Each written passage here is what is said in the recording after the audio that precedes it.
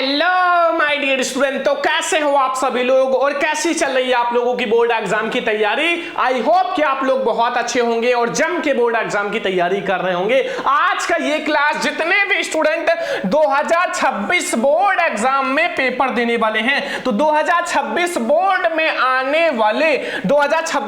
आने वाले जितने भी आपके 10th सामाजिक विज्ञान, ठीक है, 10th सामाजिक विज्ञान, ठीक है, 10th सामाजिक विज्ञान के महत्वपूर्ण प्रश्न है, चाहे वो ऑब्जेक्टिव यानी कि बहुविकल्पीय प्रश्न हो, चाहे वो आप लोगों का लघु उत्तरीय या दीर्घ उत्तरीय, सारा प्रश्न इसमें बहुविकल्पीय भी है, लघु भी है एंड साथ में दीर्घ उत्तरीय प्रश्न भी है। सारा क्वेश्चन आज के इस वीडियो में बताने वाला हूं। इस वीडियो को देखने के बाद 70 में 70 नंबर आप भैया पक्का कर लोगे, ठीक है, 70 में 70 नंबर आपका पक्का हो जाएगा। जितने स्टूडेंट भैया डर रहे हैं ना सामाजिक विज्ञान में, इस वीडियो में भैया पूरा सामाजिक विज्ञान खत्म हो जाएगा और ये जो क्वेश्चन है 2026 बोर्ड में 100 नहीं 101% यही आएगा, ठीक है। तो सभी स्टूडेंट भैया वीडियो को बहुत ध्यान से देखना और लाइक करना, शेयर करना, ठीक है। जितने स्टूडेंट को सामाजिक विज्ञान से डर लग रहा है ना, सामाजिक विज्ञान से डर लग रहा है, इस वीडियो को देखने के बाद आप सामाजिक विज्ञान में 95% लाओगे। तो हम लोग शुरू करेंगे, उससे पहले वीडियो को लाइक कर देना, शेयर कर देना, चैनल पर सब्सक्राइब भी कर देना। चलो हम लोग शुरू करते हैं। सबसे पहले ऑब्जेक्टिव क्वेश्चन सामाजिक विज्ञान का, फिर लघु उत्तरीय, फिर दीर्घ उत्तरीय। तो चलो देखते हैं सबसे पहले बहुविकल्पीय प्रश्न। तो मेरे प्यारे स्टूडेंट, हम लोग ऑब्जेक्टिव क्वेश्चन से शुरुआत करेंगे। ये कक्षा 10 सामाजिक विज्ञान के जितने भी क्वेश्चन हैं आपके बोर्ड एग्जाम 2026 में 100% आएगा, ठीक है। ये जो क्वेश्चन है 100% आएगा और इसमें हम लोग भैया जो आपके ऑब्जेक्टिव क्वेश्चन है बहुविकल्पीय प्रश्न देखेंगे, ठीक है, बहुविकल्पीय, ठीक है। सारे क्वेश्चन है इस वीडियो में बहुविकल्पीय प्रश्न है एंड आपके जो लघु उत्तरीय प्रश्न है, लघु उत्तरीय प्रश्न, साथ में जो आपके दीर्घ उत्तरीय प्रश्न है बोर्ड एग्जाम के लिए बहुत ज्यादा स्पेशल दीर्घ उत्तरीय प्रश्न। तो सारा प्रश्न हमारा दीर्घ उत्तरीय प्रश्न, ठीक है, दीर्घ उत्तरीय प्रश्न। तो हमारा इस वीडियो में सारे क्वेश्चंस हैं, ठीक है। अब इस वीडियो को देखने के बाद आपका भैया सामाजिक विज्ञान में 70/70 करके आओगे, एक भी नंबर आप छोड़कर नहीं आओगे। तो बहुत ध्यान से देखना, ठीक है। चलो हम लोग शुरू करते हैं पहले नंबर ऑब्जेक्टिव से। पहला नंबर ऑब्जेक्टिव आपसे क्या पूछ रहा है, देखो ध्यान से देखो, ये बहुत महत्वपूर्ण प्रश्न है सारा, ठीक है। पहला नंबर ऑब्जेक्टिव आपसे पूछ रहा है कि फ्रांसीसी क्रांति का प्रारंभ किस वर्ष हुआ। वेरी इंपॉर्टेंट क्वेश्चन, हर साल बोर्ड में आने वाला क्वेश्चन है कि फ्रांसीसी क्रांति की शुरुआत कब हुई, ठीक है। तो ऑप्शन आपके पास है, ऑप्शन नंबर ए जो है यानी कि 1788 में, या फिर ऑप्शन नंबर जो हमारा वी है यानी कि खा वाला 1789 में, ठीक है, या हमारा गा वाला है 1790 में या 1787 में। तो फ्रांसीसी क्रांति की शुरुआत कब हुआ था, जल्दी से बताओ। फ्रांसीसी क्रांति की शुरुआत कब हुई थी? 1789 में, ठीक है। 1789 में फ्रांसीसी क्रांति की शुरुआत हुई थी और ये बोर्ड एग्जाम में 100% आएगा, ठीक है। दूसरा क्वेश्चन, ये बहुत ज्यादा इंपॉर्टेंट क्वेश्चन है, ध्यान से समझना, ठीक है, जरूर आएगा बोर्ड एग्जाम में। इसमें पूछ रहा है कि निम्नलिखित में से यह किसका कथन है, जब फ्रांस छींकता है तो बाकी यूरोप में सर्दी व जुकाम हो जाता है। बहुत इंपॉर्टेंट है ये, वेरी इंपॉर्टेंट क्वेश्चन है। जितना मैं आपको कराऊंगा ना वो बोर्ड एग्जाम में 100% आएगा, ठीक है। तो यहां देखो ऑप्शन आपके पास है, मैटरनिक ने कहा था या काबूर ने कहा था या फिर बिस्मार्क ने कहा था या मैथ्सनी ने कहा था, जल्दी से बताओ। तो ये जो कहा था वो मैटरनिक ने कहा था। किसने कहा था? मैटरनिक ने, कि भैया जब मतलब फ्रांस सीखता है तो जो बाकी यूरोप के देश हैं उसमें सर्दी हो जाता है। समझ में आ गया ना? दो ऑब्जेक्टिव सारा समझ कर जाना। सामाजिक विज्ञान में जितने भी महत्वपूर्ण प्रश्न है 100% आपके बोर्ड पेपर में फंसेगा, यही आएगा, ठीक है। बहुत ज्यादा इंपॉर्टेंट है, थोड़ा सा क्लास बड़ा हो सकता है लेकिन कॉपी पेन लेकर बैठना, कॉपी पेन आप लेकर बैठना और आपसे रिक्वेस्ट है कि पूरा नोट करना, ठीक है, एक भी क्वेश्चन छोड़ना नहीं, ठीक है। तो आगे आ जाओ, यहां तीसरा नंबर क्वेश्चन पूछ रहा है कि जर्मनी का एकीकरण का श्रेय इनमें से किसे दिया जाता है, जल्दी से बताओ। आई होप कि सारे स्टूडेंट को पता होगा जर्मनी का एकीकरण, अभी मैं आगे आपको पढ़ाऊंगा लघु उत्तरीय प्रश्न इसी वीडियो में। तो जर्मनी का एकीकरण का श्रेय इनमें से किसे दिया जाता है? ऑप्शन नंबर क्या है? ऑटो बिस्मार्क को, खा है काइजर विलियम प्रथम को, या हिटलर को, या फिर हमारा मैथ्सनी को। तो तो अगर जर्मनी का एकीकरण आपने पढ़ा होगा तो इसका श्रेय जो है मेरे प्यारे लाडलो वो हम देते हैं ऑटो वन बिस्मार्क को। किसको देते हैं? ऑटो वन बिस्मार्क को। ठीक है, काइजर विलियम प्रथम को नहीं देते हैं, मैथनी को नहीं देते हैं, हिटलर को नहीं देते हैं, किसको देते हैं? ऑटो वन बिस्मार्क को। का वाला ऑप्शन हमारा बिल्कुल सही है और आई होप कि हमारे सारे स्टूडेंट बहुत ज्यादा अच्छे से तैयारी कर रहे होंगे। देखो बोर्ड एग्जाम अब आपका बहुत ज्यादा नजदीक है, बहुत अच्छे से तैयारी करो। अपने मम्मी पापा के सपनों को पूरा करना है तो झोंक दो अपने आप को, ठीक है, टॉपर बन के दिखाओ, टॉपर लिस्ट में आओ। ठीक है, मैं इसीलिए आप लोगों को इतना अच्छा पढ़ा रहा हूं, पूरा वायरल पेपर एंड आप लोगों का जो भी इंपॉर्टेंट क्वेश्चन है टॉपर लिस्ट में आपको आना है। ठीक है, अगला क्वेश्चन, नेपोलियन का पराजय, नेपोलियन की पराजय कब हुई? नेपोलियन का पराजय कब हुआ था? जल्दी से बताओ, वेरी इंपॉर्टेंट क्वेश्चन है कि नेपोलियन का जो पराजय है वो कब हुआ था। ऑप्शन नंबर का है 1814 में, 1815 में, 1816 में, 1817 में। तो भैया जो नेपोलियन है उनका पराजय हुआ था 1815 में। कब हुआ था? नेपोलियन का पराजय 1815 में हुआ था। और वेरी इंपॉर्टेंट क्वेश्चन है, 4 में 4 ऑब्जेक्टिव समझ में आ गया, पेपर में जाना और छाप देना। ठीक है, छाप देना। तो चलो देखते हैं 5वां क्वेश्चन। देखो 5वां नंबर क्वेश्चन आपसे क्या पूछ रहा है कि भैया हिंद स्वराज पुस्तक के लेखक कौन है? जल्दी बताओ, वेरी इंपॉर्टेंट है। हिंद स्वराज पुस्तक के लेखक कौन है? हर साल पेपर में आता है, हर साल। ठीक है, हर साल पेपर में आता है। देखो हम सोच रहे हैं कि आप लोगों के लिए एक टॉपर सीरीज स्टार्ट कर दें। जितने बच्चे तैयार हैं ना वो भैया कमेंट बॉक्स में लिखना टॉपर सीरीज। ठीक है, उसमें क्या रहेगा कि हम लोग जैसे पहला चैप्टर है साइंस का तो उसके जितने भी आपके चैप्टर के टॉपिक हैं टॉपिक भी उसी में रहेगा, टॉपर एक ही वीडियो में, प्लस आपका जितने इंपॉर्टेंट क्वेश्चन है चैप्टर के वो भी रहेगा। ठीक है, जैसे आपका सोशल साइंस का पहला चैप्टर है उसमें आपके जितने भी टॉपिक्स हैं जो इंपॉर्टेंट हैं और प्लस जितने भी इंपॉर्टेंट क्वेश्चन है, ये टॉपर सीरीज हम सोच रहे हैं स्टार्ट कर दें। तो जितने बच्चे सोच रहे हैं कि ये सही है तो कमेंट बॉक्स में yes yes yes topper series लिखो ताकि हम जल्दी से ये करें। ठीक है, तो का वाला ऑप्शन है सरदार पटेल या बाल गंगाधर तिलक या महात्मा गांधी या सुभाष चंद्र बोस। जल्दी बताओ। तो हिंद स्वराज पुस्तक के जो लेखक हैं वो हैं मेरे प्यारे लाडलों, वो कौन है? वो हैं महात्मा गांधी जी। कौन है? महात्मा गांधी जी हैं। ठीक है, गा वाला ऑप्शन सही है, महात्मा गांधी जी हैं हिंद स्वराज पुस्तक के लेखक। ठीक है, आगे आ जाओ। भारत में राष्ट्रपिता कहकर किसको संबोधित किया जाता है? वेरी इंपॉर्टेंट, भारत में जो राष्ट्रपिता है वो किसको कहा जाता है? राष्ट्रपिता किसको कहा जाता है? महात्मा गांधी जी को, जवाहरलाल नेहरू को, सुभाष चंद्र बोस, गोपाल कृष्ण गोखले। तो भैया जो राष्ट्रपिता हैं वो हमारे महात्मा गांधी जी हैं। कौन है? महात्मा गांधी जी हैं। ठीक है, ध्यान रखना, महात्मा गांधी जी को राष्ट्रपिता कहा जाता है। ठीक है, राष्ट्रपिता महात्मा गांधी जी को कहा जाता है। तो 6 में 6 ऑब्जेक्टिव समझ में आ गया ना। बोर्ड एग्जाम में जाना छाप देना, एक भी क्वेश्चन छोड़कर मत आना। तो चलो अब हम लोग देखते हैं 7 नंबर ऑब्जेक्टिव। अब हम लोग क्वेश्चन नंबर 7 देखते हैं। देखो बहुत ज्यादा इंपॉर्टेंट क्वेश्चन है, जितने स्टूडेंट भैया तैयारी नहीं किए हैं तैयार हो जाओ। अब हम आप लोगों को बहुत मैराथन क्लास देने वाले हैं हर सब्जेक्ट का और आपको टॉपर लिस्ट में आना है और अपने सपनों को तो पूरा करना ही है, साथ में वो अपने मम्मी पापा के वो सपने पूरा करना है जो वो मतलब रात दिन सोचते हैं। ठीक है, आपको नहीं पता कि आपके पापा कितने मेहनत से पैसे कमाते हैं, ठीक है, और कहां से पैसे कमाते हैं, कितनी मजदूरी करते हैं, फिर उनको इतना पैसा मिलता है। आपकी मम्मी आपके लिए रोटी बनाती हैं, टिफिन लगाती हैं, सब कुछ आपका ड्रेस साफ करती हैं ताकि एक दिन हमारा बच्चा हमारा नाम रोशन करेगा। तो ऐसा काम करो ना कि आप गर्व महसूस हो अपने मम्मी पापा को, ठीक है, आपके ऊपर। अमेरिका औद्योगिक क्रांति की शुरुआत या फिर प्रारंभ किस देश से हुआ? अमेरिका में या यूएन रूस में या फिर हमारा इंग्लैंड में या फिर चीन में? जल्दी से बताओ कहां हुआ था? कहां हुआ था? तो ये इंग्लैंड में हुआ था। ठीक है, कहां हुआ था बच्चों? इंग्लैंड में। ठीक है, मतलब इसकी जो शुरुआत है वो इंग्लैंड में हुआ था। कहां हुआ था? इंग्लैंड में हुआ था। ठीक है, 8 है मेरे प्यारे लाडलों की पुनर्जागरण की शुरुआत हुई थी। पुनर्जागरण का मतलब होता है पुनः निर्माण अर्थात पुनः जीवन मिलना। ठीक है, तो इसकी शुरुआत कहां से हुई थी? जल्दी से बताओ। रोम, खावाला इटली या ब्रिटेन या फिर भैया ऑस्ट्रिया? जल्दी से बताओ क्वेश्चन नंबर 8 का आंसर। तो इटली से हुआ था। कहां से हुआ था? इटली से हुआ था। ठीक है, पुनर्जागरण की शुरुआत वेरी इंपॉर्टेंट है। ठीक है, सारा क्वेश्चन कंप्लीट करते चलो, जब तक तोड़ेंगे नहीं तब तक छोड़ेंगे नहीं, बोर्ड एग्जाम में बिल्कुल धुआं उड़ा देंगे। एजेंडा 21 का संबंध किससे है? जल्दी से बताओ, वेरी इंपॉर्टेंट है। एजेंडा 21 का संबंध किससे है?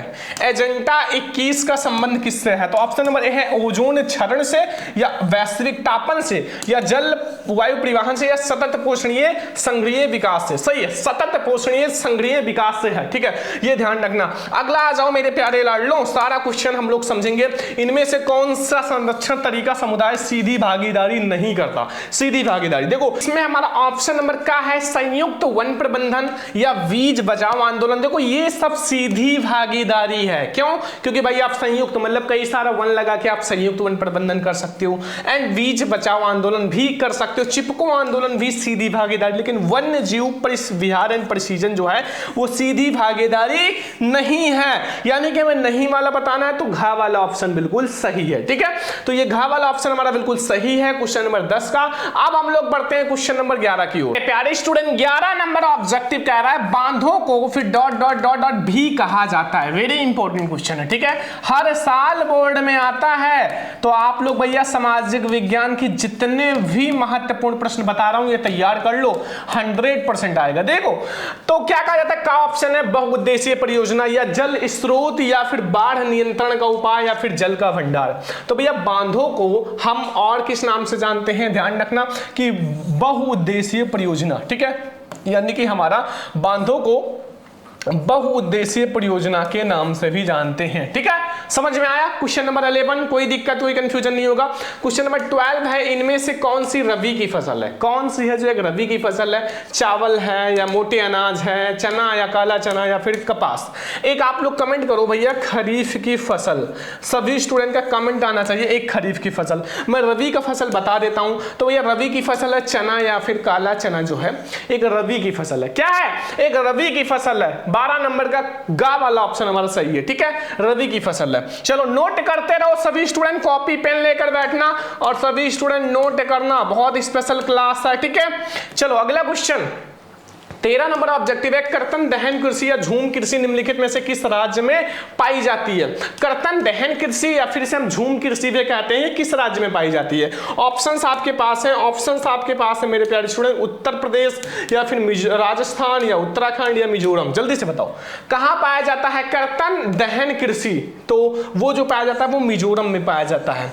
घा वाला ऑप्शन हमारा सही है कि कर्तन दहन कृषि या झूम कृषि जो है वो मिजोरम में पाया जाता है। ठीक है, चलो अगला क्वेश्चन, झारखंड में स्थित कोडरमा किस निम्नलिखित में से किसका अग्रणी उत्पादक है? जो झारखंड में स्थित कोडरमा है वो किसका अग्रणी उत्पादक है? ऑप्शंस आपके पास है, देखो ध्यान से देखो। ऑप्शन नंबर का है बॉक्साइट का, खा है अर्वरक का, एंड गा वाला ऑप्शन है भैया लॉएस्क का या फिर तांबा का।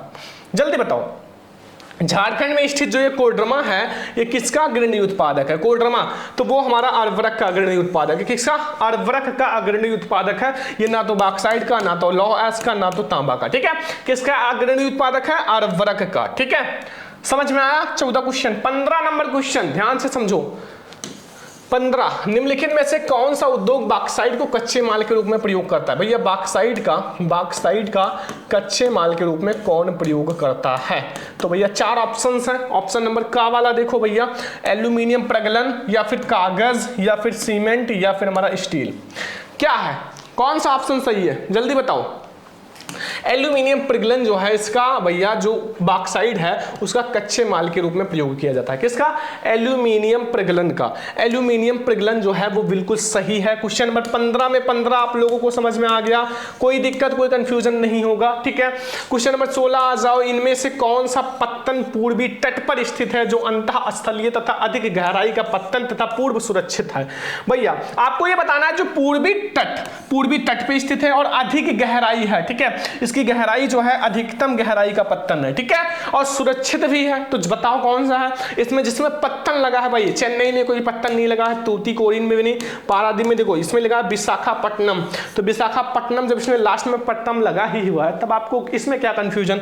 हमारा ये वाला ऑप्शन सही है। ठीक है, यानी कि घा वाला ऑप्शन। 16 नंबर क्वेश्चन तक समझ में आ गया, नोट कर लो सभी स्टूडेंट। ठीक है, अब हम लोग आगे बढ़ते हैं। नंबर 17 वेरी इंपॉर्टेंट भैया बोर्ड एग्जाम के लिए। ठीक है, क्या पूछ रहा है? बेल्जियम की सामुदायिक सरकार में निम्नलिखित में से किसके मध्य सत्ता की साझेदारी है? वेरी इंपॉर्टेंट भैया बोर्ड एग्जाम के लिए।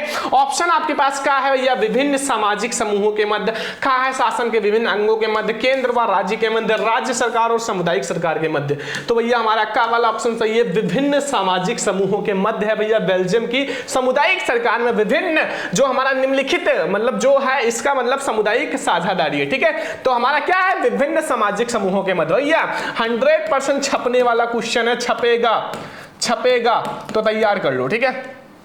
आगे आ जाओ, 18 नंबर क्वेश्चन। 18 नंबर क्या पूछ रहा है, निम्नलिखित में से कौन सी संघीय सूची का विषय है, वेरी इंपॉर्टेंट, संघीय सूची का जो 2-3 विषय है वो तैयार कर लेना, ठीक है, तैयार कर लेना। ऑप्शन नंबर क्या है, रक्षा या फिर कृषि या फिर हमारा व्यापार या शिक्षा।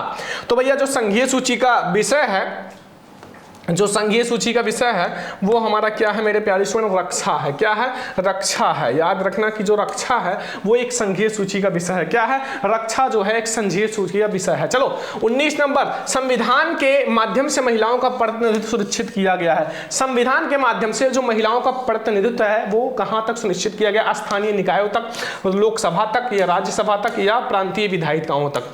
तो याद रखना कि उनका जो है वो स्थानीय निकायों तक, ठीक है, स्थानीय निकाय तक सुरक्षित किया गया, ठीक है। 19 ऑब्जेक्टिव समझ में आ गया, नोट करते रहना। 20 नंबर ऑब्जेक्टिव हम लोग देखते हैं, धर्मनिरपेक्ष राज्य में, जो धर्मनिरपेक्ष राज्य में क्या होता है। ऑप्शन नंबर क्या है, धर्म का कोई स्थान नहीं है, एक राष्ट्र के लिए मतलब एक राष्ट्र एक धर्म के विश्वास या केवल बहुसंख्यक वर्ग के या सभी धर्मों को समान समझना। देखो धर्मनिरपेक्ष वेरी इंपॉर्टेंट क्वेश्चन है, और याद रखना धर्मनिरपेक्ष में एक बात है कि सभी को, सभी धर्मों को भैया समान समझना चाहिए। सब भाई भाई हैं, सब भाई बहन है, सभी को समान समझो, ठीक है, सब भाई बहन है। जब वक्त आता है ना तो मतलब ये नहीं देखा जाता किस धर्म से हो, जब मदद करना होता है तब ये नहीं पूछते, ठीक है। तो ये हमारा आपका गा वाला ऑप्शन सही है, सभी धर्मों को समान समझना, वेरी इंपॉर्टेंट है, ठीक है, नोट करते रहना। 21 नंबर ऑब्जेक्टिव लिखा हुआ, इनमें से कौन सा बहुजन समाज पार्टी का संस्थापक है। कौन सा है जो बहुजन समाज पार्टी का संस्थापक है मेरे प्यारे स्टूडेंट। ऑप्शन नंबर क्या है, कांसीराम या फिर आपका साहू महाराज या फिर आपके मतलब VR अम्बेडकर या ज्योतिबा फूले। तो कौन है, तो इसमें जो हमारा का वाला ऑप्शन सही है, कांसीराम जो है वो है भैया बहुजन समाज पार्टी के संस्थापक। कौन है, बहुजन समाज पार्टी के संस्थापक जो है वो कांसीराम है, ठीक है, कांसीराम है, याद रखना, ठीक है, बहुत इंपॉर्टेंट है। चलो 22 नंबर क्वेश्चन देखते हैं, मानव अधिकार दिवस कब मनाया जाता है, तो सभी को पता है, वेरी इंपॉर्टेंट है, मानव अधिकार दिवस कब मनाया जाता है। ऑप्शन नंबर क्या है, 10 दिसंबर को या फिर 5 सितंबर को या 14 नवंबर को या फिर 15 अगस्त को। 15 अगस्त को भैया स्वतंत्रता दिवस है, 14 नवंबर को नेहरू जयंती है, तो ये भी 5 सितंबर को शिक्षक दिवस है, 10 दिसंबर को भैया है क्या, मानव अधिकार दिवस। मानव अधिकार दिवस कब मनाया जाता है, 10 दिसंबर को, ठीक है, 10 दिसंबर को, ठीक है। चलो अगला क्वेश्चन 23 नंबर, निम्नलिखित में से कौन सा विकसित देश है, वेरी इंपॉर्टेंट भाई, अर्थशास्त्र का बहुत इंपॉर्टेंट क्वेश्चन है, कौन सा है जो एक विकसित देश है। तो ऑप्शन नंबर क्या है, ब्राजील या खा है आपका भारत या फ्रांस या फिर आपका बांग्लादेश। जल्दी बताओ, विकसित देश बताना, विकासशील नहीं, विकसित देश जो बिल्कुल विकसित है तो कौन सा है, फ्रांस है ना, फ्रांस जो है एक विकसित देश है। क्या है, फ्रांस, ठीक है, गा वाला ऑप्शन सही है, फ्रांस जो है एक विकसित देश है। 24 नंबर ऑब्जेक्टिव है, सामान्यतः किसी देश का विकास जो है हमें निम्नलिखित किस आधार पर निर्धारित किया जा सकता है। मतलब अगर आपको विकास निर्धारित करना है किसी देश का, भैया कितना विकास हुआ है देखना है, तो आप किस चीज पर कर सकते हो। ऑप्शन नंबर क्या है, प्रति व्यक्ति आय, बिल्कुल सही है, औसत छात्रा दर ये भी सही है, लोगों की स्वास्थ्य स्थिति ये भी सही है, इनमें से सभी। जब हमें ये सब पता होगा, प्रति व्यक्ति आय पता होगा, औसत साक्षरता स्तर और लोगों की स्वास्थ्य स्थिति, जब तीनों चीजें पता होगा तभी सही कर पाओगे। तो ये हमारा घा वाला ऑप्शन सही है, ठीक है। समझ में आ रहा है ना, समझ में आ रहा है, वीडियो को लाइक करते चलना, शेयर करते चलना, सब्सक्राइब भी कर लेना, सारे सब्जेक्ट में धुआं धुआं उड़ा देंगे, ठीक है, टेंशन मत लेना। चलो आगे आते हैं 25 नंबर। 25 नंबर ऑब्जेक्टिव, ये सामाजिक विज्ञान के बहुत इंपॉर्टेंट प्रश्न है। तो निम्नलिखित में से किसको कृषि का एवं सहायक क्षेत्र माना जाता है, ठीक है, कृषि क्षेत्र किसे माना जाता है, मैंने अभी आपको पढ़ाऊंगा तीनों क्षेत्र, प्राथमिक भी पढ़ाऊंगा, द्वितीयक भी पढ़ाऊंगा, तृतीयक भी पढ़ाऊंगा और सारा टेंशन खत्म हो जाएगा, ठीक है। तो ये प्राथमिक क्षेत्र के अंतर्गत आता है, किस क्षेत्र के, प्राथमिक, ना तो तृतीयक, ना तो द्वितीयक, ना तो चतुर्थी, ठीक है, आता किससे है भैया, प्राथमिक क्षेत्र के अंतर्गत आता है। कौन, कृषि, कृषि जो है वो प्राथमिक क्षेत्र के अंतर्गत आता है, ठीक है। अभी आगे पढ़ाएंगे लघुत्तरीय प्रश्न में ये क्वेश्चन, ठीक है। तो ये वाला हमारा सही है। अगला आ जाओ 26 नंबर, निम्नलिखित में से किस वर्ष बांग्लादेश ग्रामीण बैंक की स्थापना की गई। किस वर्ष भैया बांग्लादेश ग्रामीण बैंक की स्थापना की गई थी, 1960 में या 1980 में या 1970 में या फिर 1950 में, जल्दी बताओ। तो भैया बांग्लादेश ग्रामीण बैंक की स्थापना 1970 में किया गया था। कब किया गया था, 1970 में, ठीक है। 26 में 26 ऑब्जेक्टिव समझ में आ गया, पेपर में जाओगे छाप देना, ठीक है, बिल्कुल पक्का कर लो ऑब्जेक्टिव, ठीक है। तो ये सारा नोट करते चलना। और अब हम लोग देखते हैं 27 नंबर ऑब्जेक्टिव। प्यारे स्टूडेंट, अब 27 नंबर ऑब्जेक्टिव, उपभोक्ता संरक्षण अधिनियम कब पारित हुआ? वेरी इंपॉर्टेंट, और याद रखना कब पारित हुआ था, 1982 में या 1984 में या 1985 में, 1986 में। तो 1986 में भैया, 1986 में उपभोक्ता संरक्षण अधिनियम पारित हुआ था।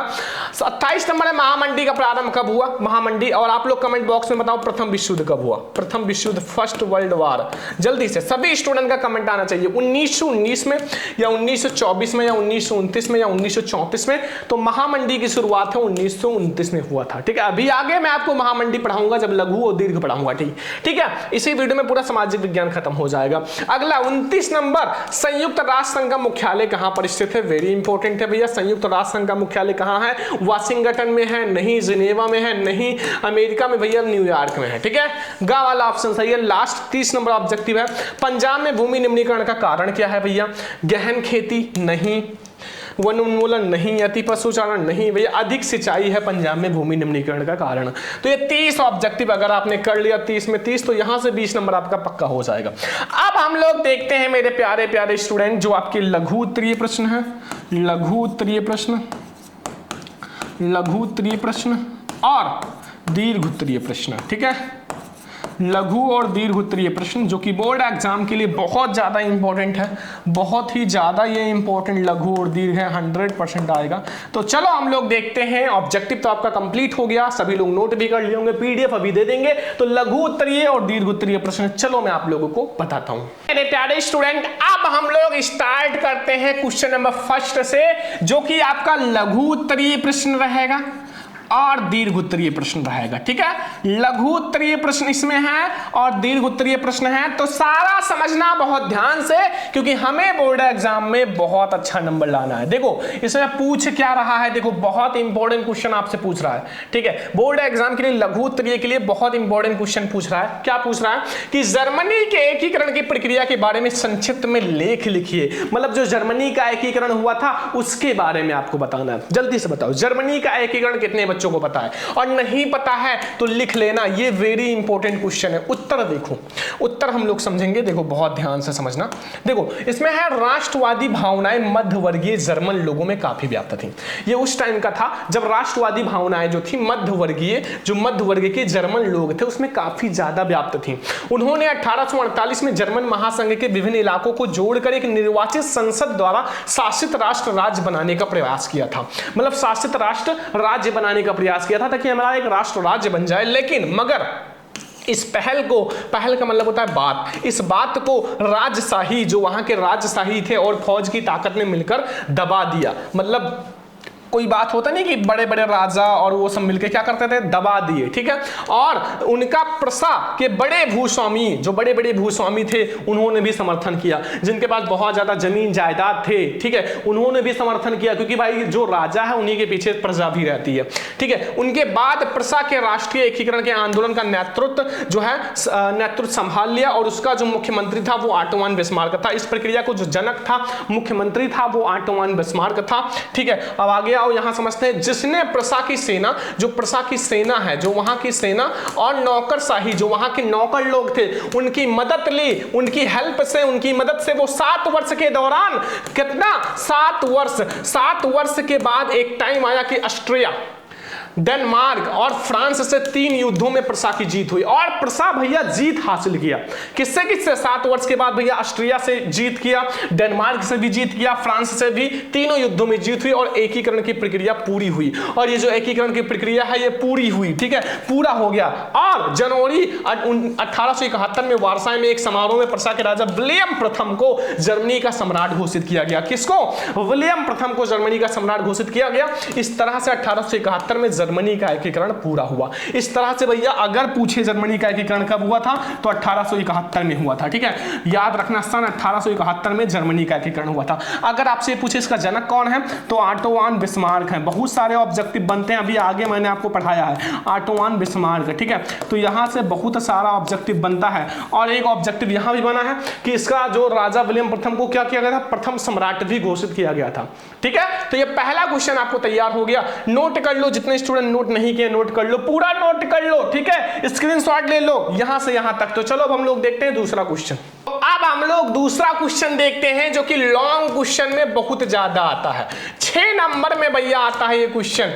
तो सारा लघु और दीर्घ का बिल्कुल भैया धुआं उड़ा देंगे। ऑब्जेक्टिव भी मैंने आपको पढ़ा दिया, अब आपको टेंशन नहीं लेना है। जो जो पढ़ा रहे हैं उसको सुबह उठ के तैयार करो और ये महत्वपूर्ण प्रश्न सारा तैयार करो, और भी क्वेश्चन आएगा जल्दी जल्दी, ठीक है। देखो क्वेश्चन नंबर 2, महामंडी के कारण की व्याख्या करो। आखिर जो हमारा महामंडी हुआ था उसका कारण क्या था, क्यों महामंडी हुआ था, उसकी व्याख्या करनी है, ठीक है। तो उत्तर देखो 1929 में आर्थिक महामंडी की शुरुआत हुई। 1929 में, ध्यान रखना महामंडी कब हुआ था, 1929 में। ऑब्जेक्टिव में आपके आया था भैया महामंडी कब हुआ था, अभी जस्ट, ठीक है।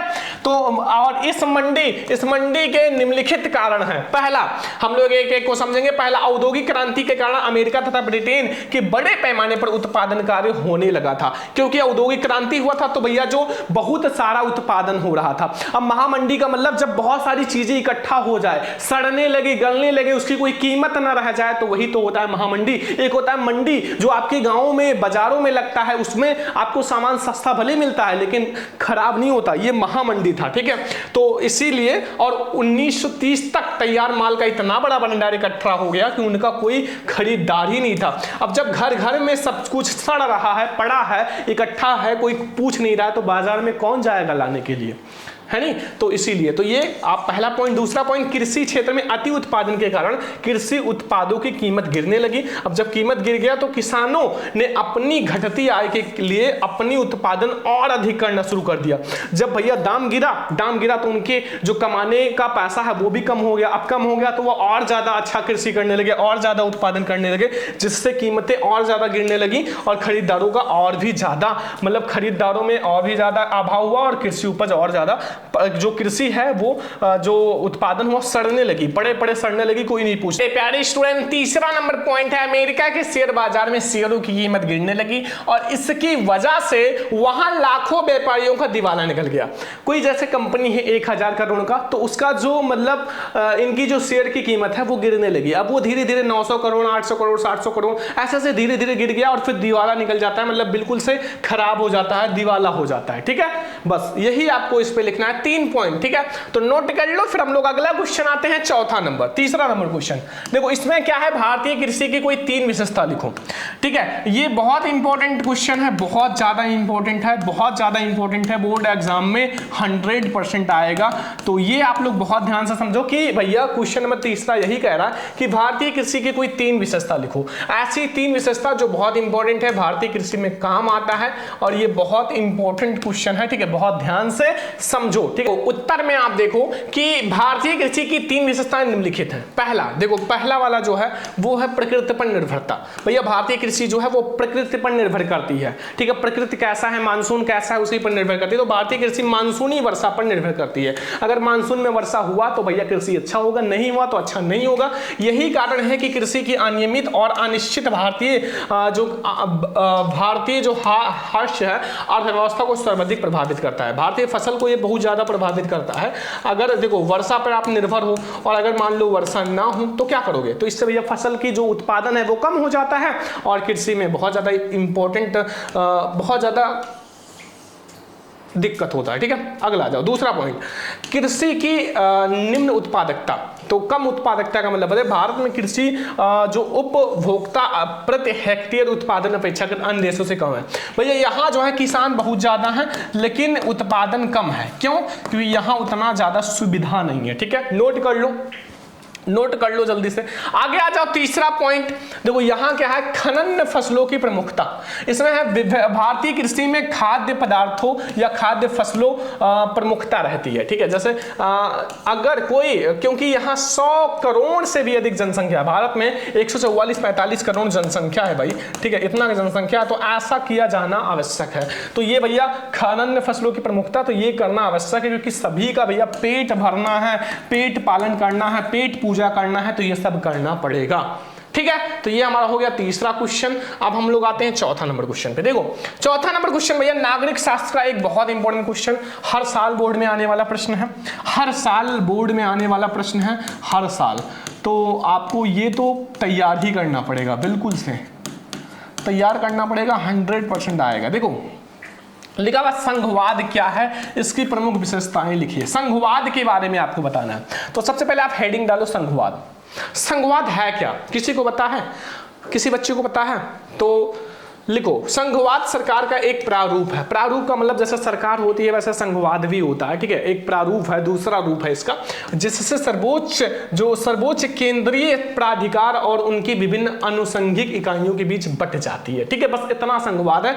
विशेषता देख लो भैया, विशेषता यहाँ सरकारें 2 से अधिक स्तर वाली होती हैं, यहाँ सरकारें 2 से अधिक स्तर वाली होती हैं। एक केंद्र सरकार, राज्य सरकार, ऐसे स्तर भी अलग अलग होता है। ये तो आपका अलग अलग सरकार की एक ही नागरिक समूह पर शासन करती है, मतलब सारे एक ही नागरिक पर शासन करते हैं, लेकिन कानून बनाने का, कर वसूलने का और प्रशासन का उनका अपना अपना अधिकार क्षेत्र अलग होता है। जैसे भैया ये इनका क्षेत्र है, 3 लोग हैं, अब इनका क्षेत्र है, अब यहाँ अगर इनका क्षेत्र है तो ये यहाँ नहीं आ सकते कानून बनाने, कर वसूलने, ये यहाँ नहीं आ सकते। इन सबका अलग अलग क्षेत्र होता है, ठीक है। समझ में आ गया?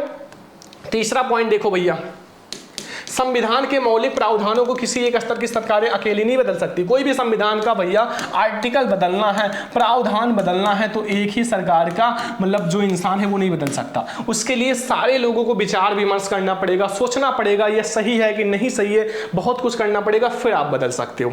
चौथा नंबर, वित्तीय स्वायत्त निश्चित करने के लिए विभिन्न स्तर की सरकारों के लिए राजस्व के अलग अलग स्रोत निर्धारित हैं, ठीक है। तो ये चारों पॉइंट आप भैया विशेषता लिख लो, 4 विशेषता और बहुत है, अगर और भी आप बना के लिख देना भैया बोर्ड एग्जाम में, ठीक है। सामाजिक विज्ञान में नहीं आता तो बनाकर ही लिखा जाता है, कीवर्ड आप पकड़ लो, बना के लिखो, ठीक है। तो ये आपको समझ में आ गया चौथा क्वेश्चन, सभी लोग नोट कर लो। फिर हम लोग बढ़ते हैं 5वें नंबर क्वेश्चन। 5वां नंबर क्वेश्चन बहुत इंपॉर्टेंट, ध्यान से समझो, लॉन्ग क्वेश्चन में आता है, ऑब्जेक्टिव में भी यहां से बहुत सारे क्वेश्चन आता है, वेरी इंपॉर्टेंट, हर साल बोर्ड में आता है, यहां से क्वेश्चन वेरी इंपॉर्टेंट है, ठीक है। बहुत ध्यान से समझना, बहुत इंपॉर्टेंट है। इसमें क्या पूछ रहा है कि आर्थिक गतिविधियों को विभिन्न क्षेत्रों के विभाजित करने वाले आधारों की विवेचना करो। आपसे बहुत बार पूछा गया प्राथमिक क्षेत्रक, द्वितीय क्षेत्रक, तृतीय क्षेत्रक, सब यही है। प्राथमिक आर्थिक क्रियाएं जिसे प्राथमिक क्षेत्रक कहते हैं, ठीक है, सब कुछ है। तो पहले वो समझो कि आपका वे सभी क्रियाएं जिनमें मनुष्य को धन प्राप्त होता है आर्थिक क्रियाएं कहलाती हैं। क्या कहलाती हैं? आर्थिक क्रियाएं, जिसमें इंसान को, मनुष्य को धन की प्राप्ति होती है। जैसे खेती करना, खेती करना, जब आप खेती करते हो ना तो आप फसल को बेचते हो तो आपको धन मिलता है, पैसे मिलते हैं, ठीक है। एंड नौकरी करना, जब आप नौकरी करते हो तो आपको पैसा मिलता है, ठीक है। आदि आर्थिक क्रियाएं 3 प्रकार की होती हैं। आर्थिक क्रियाएं 3 प्रकार की होती हैं। पहला आप प्राथमिक आर्थिक क्रियाएं, द्वितीयक आर्थिक क्रियाएं, तृतीयक आर्थिक क्रियाएं कह सकते हो, या फिर आप लोग भैया हम लोग एक एक को समझते हैं। पहला प्राथमिक आर्थिक क्रियाएं। प्राथमिक आर्थिक क्रियाओं के अंदर क्या पढ़ेंगे? देखो, प्रकृति के सहयोग से जो आर्थिक क्रियाएं की जाती है, प्रकृति का सहयोग होना चाहिए। कृषि करते हो, किसान हो आप, तो भैया प्राथमिक आर्थिक क्रियाएं होती है, ठीक है। तो प्रकृति, प्रा से प्राकृत और प्रा से प्राथमिक, याद रखना, ठीक है। प्रकृति के सहयोग से आर्थिक क्रियाएं की जाती हैं तो उन्हें प्राथमिक आर्थिक क्रियाएं कहते हैं। जैसे खनन कार्य, कृषि कार्य, मत्स्य पालन, ये सब क्या है? प्राथमिक आर्थिक क्रियाएं, क्योंकि ये प्रकृति के सहयोग से होता है। दूसरा है द्वितीयक आर्थिक क्रियाएं। द्वितीयक आर्थिक क्रियाएं क्या है? वे क्रियाएं जो प्रकृति उत्पादनों की सहायता से विभिन्न वस्तुओं का निर्माण करती हैं, उन्हें द्वितीयक आर्थिक क्रियाएं कहते हैं। जैसे अगर हम कपास के कपड़े का बनना, तो ये कपास के द्वारा ही होता है ना, कपास के फसल से ही कपड़ा बनता है, तो ये प्राथमिक से आकर द्वितीयक में आता है, ठीक है। लकड़ी की कागज बनाना, लकड़ी का कागज बनाते हो तो भैया उसमें भी क्या होता है? प्राथमिक में पहले लकड़ी बनता है, फिर तो कागज बनाओगे, ठीक है। तीसरा आ जाओ, तृतीयक आर्थिक क्रियाएं, सारा समझ लो, यहां से बहुत सारा आता है ऑब्जेक्टिव। वे क्रियाएं जो किसी वस्तु का उत्पादन नहीं करती बल्कि प्राथमिक या द्वितीयक आर्थिक क्रियाओं से विकास की सहायता से करती हैं, उन्हें तृतीयक आर्थिक क्रियाएं कहते हैं। जैसे अगर परिवहन कौन सी आर्थिक क्रिया है? तो तृतीयक आर्थिक क्रिया है। साधन, परिवहन के साधन, बैंक तथा बीमा कंपनी, ये सब तृतीयक आर्थिक क्रिया के अंतर्गत आती है, ठीक है। तो ये हमारा हो गया भैया आर्थिक क्रियाएं। बस आज मैं आपको भैया इतना ही पढ़ाऊंगा, क्योंकि और आगे मैं आप लोगों को नेक्स्ट क्लास में दूंगा, ठीक है। ये 5 ऑब्जेक्टिव जो आपका 5 क्वेश्चन है, ये बहुत इंपॉर्टेंट है। आपका जहां तक है 20 नंबर पक्का कर देगा, और 20 ऑब्जेक्टिव आपका 20 नंबर पक्का कर देगा। 40 नंबर तो आपका यहां से पक्का हो गया। और जो आपके थोड़े से और जो बचे हुए हैं लॉन्ग एंड आपके जो मानचित्र वाले प्रश्न, वो मैं आपको जल्दी बताऊंगा। और जितने बच्चे भैया टॉपर बैच नहीं ज्वाइन किए हैं, ज्वाइन कर लो, वहां मैं आपको बहुत सारी इंपॉर्टेंट चीजें देता हूं। तो टॉपर बैच आप लोग ज्वाइन कर लो, ठीक है। टॉपर बैच ज्वाइन कर लो, कॉल कर लो हमें, ठीक है, कॉल कर लो, कॉल या व्हाट्सएप आप लोग कर लो 99 18863196। इसी नंबर पे आप हमें कॉल या व्हाट्सएप कर लो, मैं आपको पूरी जानकारी दे दूंगा। तो आज का ये क्लास कैसा लगा कमेंट करके जरूर बताना। अगर ऐसे ही और सब्जेक्ट की क्लास चाहिए तो जल्दी से हमें कमेंट कर दो और इस वीडियो को ज्यादा से ज्यादा लाइक करना, शेयर करना, चैनल पर सब्सक्राइब भी करना। चलो हम लोग मिलते हैं नेक्स्ट इंपॉर्टेंट क्लास में, तब तक ले जय हिंद, वंदे मातरम।